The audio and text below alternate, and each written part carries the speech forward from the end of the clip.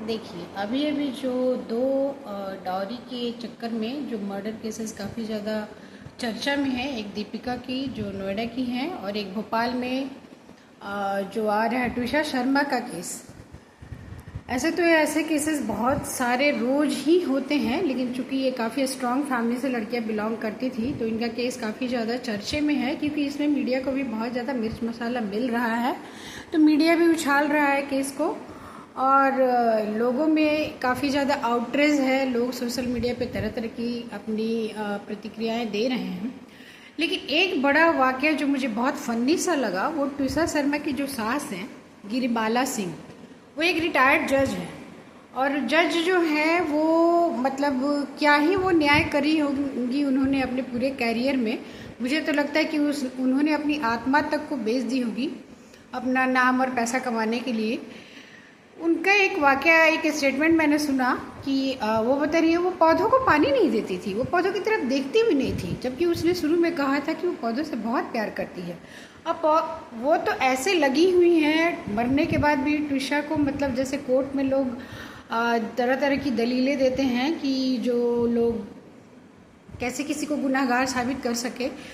पौधे, उन्होंने एक लाइन ये भी बोला कि we treat the plants as the living entity. तो बड़ी हैरत की बात है गिरिबाला जी कि आप प्लांट्स को लिविंग एंटिटी की तरह ट्रीट करती हैं और आपके सामने जो आपकी बहू थी वो आपको बस एंटिटी नज़र आती थी, वो आपको लिविंग कहीं से तो नज़र ही नहीं आती थी।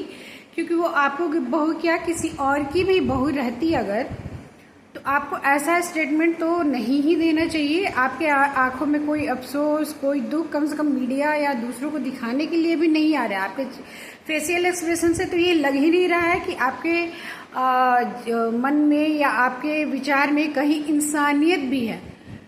लेकिन आप याद रखिएगा कि आपका जो है, आप भले ही जज रही हो अपने कैरियर में, आप भले ही इस धरती पे अपने घर में बहुत स्ट्रांग लेडी रही हो, बहुत स्ट्रांग क्या, बहुत ही रूड लेडी हैं, बहुत ही टफ वुमेन रही होंगी, लेकिन आप बहुत ज़्यादा ही निहायत ही बेशर्म और बहुत ही बदतमीज़ लेडी नज़र आ रही हैं। क्योंकि कम से कम थोड़ी सी इंसानियत कर लीजिए। यहाँ पे आपने कोर्ट में जितने फैसले लिए हो अपने करियर के टाइम में, लेकिन ऊपर वाला जो जज बैठा है ना, वो आपका हिसाब जरूर लेगा। ये हम सबकी आत्मा से आपको बद्दुआ है, सबकी आत्मा से। मुझे लग रहा है जितने लोगों ने ट्विशा शर्मा का केस देखा होगा ना, सब आपको कह रहे होंगे, क्योंकि आपका चेहरा देख के तो कहीं लग ही नहीं रहा है कि मौत आपके लिए एक दुख की बात है कि कोई मर गया। आपकी बहू नहीं, कोई भी मर गया, इसका कोई दुख नहीं है। आप बस दलील पे दलील दिए जा रही है और ऐसी दलीलें दे रही हैं, आपके चेहरे को देख के लग ही नहीं रहा कि आपको कहीं से कोई दुख है, कोई अफसोस है।